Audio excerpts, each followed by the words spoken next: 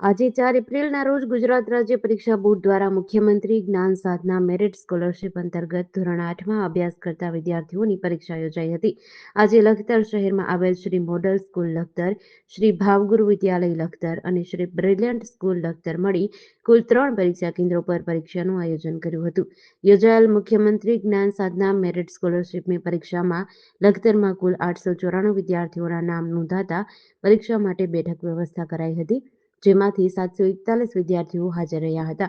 મુખ્યમંત્રી જ્ઞાન સાધનાની પરીક્ષામાં મેરિટમાં પ્રથમ આવનાર ગુજરાતના કુલ 25,000 વિદ્યાર્થીઓને શિષ્યવૃત્તિ આપવામાં આવશે, જેમાં ધોરણ 9 અને 10માં વાર્ષિક ₹22,000 જ્યારે ધોરણ 11 અને 12માં વાર્ષિક ₹25,000ની શિષ્યવૃત્તિ આપવામાં આવશે.